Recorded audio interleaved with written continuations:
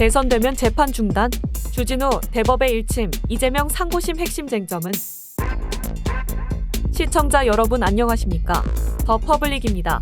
오늘의 주요 뉴스 전해드리겠습니다. 이재명 더불어민주당 대선 경선 후보의 공직선거법 위반 사건 상고심이 대법원 전원합의체로 회부된 것과 관련 국민의힘 주진우 의원은 23일 민주당이 전합 회부가 매우 이례적이라며 사법부 겁박에 시동을 건다고 지적했습니다.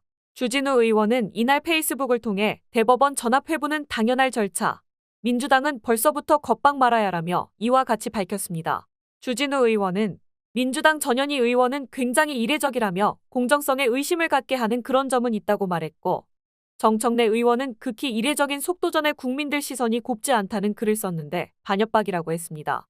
주 의원은 이어 사법부는 법과 원칙에 따라 처리하고 있다. 공직선거법 제270조는 선거범의 재판 기간에 관한 강행 규정인데 선거범에 관한 재판은 다른 재판에 우선해서 신속히 해야 하며 3심은 항소심 판결한 날부터 3월 이내에 반드시 해야 한다며 지난 대선에서 기소된 사건 중 이재명 사건 한 것만 남았다고 꼬집었습니다. 나아가 이재명 피고인이 권순일 재판관 덕을 봐서 대법원에서 기적의 무죄 받아낼 때도 전원합의체 회부 후 선고까지 불과 한 달 걸렸다고 했습니다. 주 의원은 대법원의 전합 회부를 이례적이라고 주장하는 민주당 의원들을 향해 오히려 이재명 후보의 소송 지연 등 행보가 이례적이라는 점을 지적했습니다.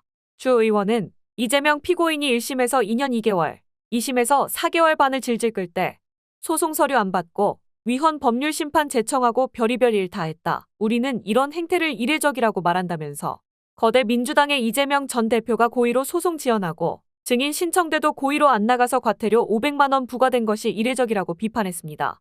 이어 문영배 이미선 헌법재판관이 퇴임 직전 임시처분을 통해 정당한 대통령 권한대행의 헌법재판관 임명을 막은 것이 이례적이라며 어제 아파트 주차장 옹벽이 무너져 차량 6대가 파손된 사건이 발생했는데 백현동 50m 옹벽 아파트는 너무 위험해서 준공도 안 됐다. 이재명 성남시장이 이런 아파트 인허가해주고도 국토교통부가 협박해서 어쩔 수 없었다는 새빨간 거짓말로 빠져나간 것이 이례적이고 30번째 줄 탄핵, 일방적 삭감 예산안 통과, 부결된 법률안 무한 발의 같은 것들이야말로 이례적이라고 쏘아붙였습니다. 주 의원은 정치의 시간표와 사법부의 시간표가 각각 돌아가는 것이 삼권분립이라며 대법원은 파기자판을 통해 유죄인지 무죄인지 명확히 밝혀야 한다고 했습니다. 주 의원은 유죄 취지 파기환송이라면 적어도 대통령이 되면 하던 재판이 멈추는지는 명확히 결정해줘야 한다며 대선 후 고법재판부가 오도 가도 못해서는 안 된다. 국민도 재판 일정을 알고 투표할 권리가 있다고 했습니다.